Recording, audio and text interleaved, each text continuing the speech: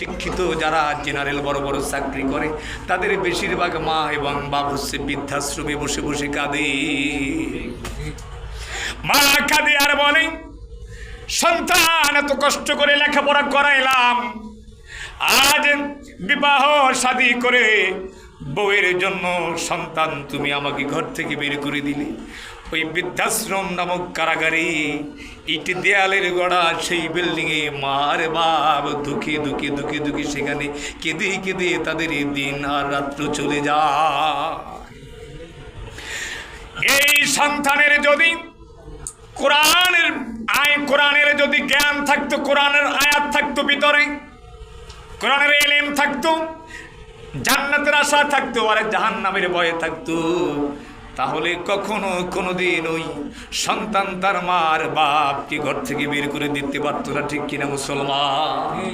বউকে বলতো, প্রয়োজনে তুমি ঘর থেকে বের হয়ে যাও, তুমি চলে যাও, কিন্তু আমার যিনি মা, আমার যিনি বাপ, তারা জান্নাত, তাদেরকে আমার এই জীবনে কখনো তাদেরকে আমি ছেড়ে দেব না। সুবহানাল্লাহ বলি।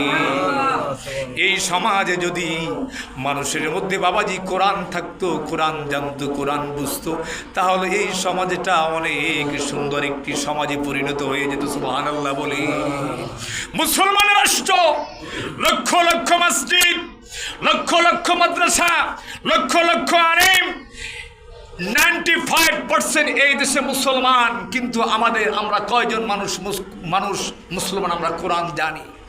কোরআন আমরা মনে হয় কোরআন শুধু আলেমের জন্য, হাফিজের জন্য, কারির জন্য, মুফতির জন্য, ইমামের জন্য, খতিবের জন্য নাজিল হয়েছে। কেন? What is the cause? কোরআন কি শুধু আলেমদের জন্য না, কোরআন পৃথিবীর সকলের জন্য?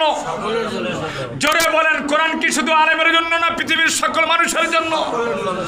আপনি মিল, ফ্যাক্টরি, কল কারখানা, অফিস আদালত, চাকরি বাকরি, ব্যবসা বাণিজ্য যা কিছু করেন আপনি, কিন্তু আপনি কোরআন জানেন না। কোরআন আপনাকে জানতে হবে, বুঝতে হবে, পড়তে হবে। কোরআন যদি আপনি না শিখে কবরে চলে যান, আল্লাহ বলেছেন কোরআন যারা জানবে না, কোরআন যারা পড়বে না, কোরআনের জিকির যারা করবে না, ওয়ামানা আরদান যিকরি ফাইন্না লাহু মাঈশাতান দানকা ওয়া নাহশুরুহু ইয়াওমাল কিয়ামাতি আমা। সুবহানাল্লাহ। এই আয়াতের ব্যাখ্যা দিয়ে শেষ করে দিই। আল্লাহ বলেন, এই জীবনের জিন্দেগিতে যারা কোরআন পড়বে না, কোরআন ধরবে না, কোরআনের জিকির করবে না,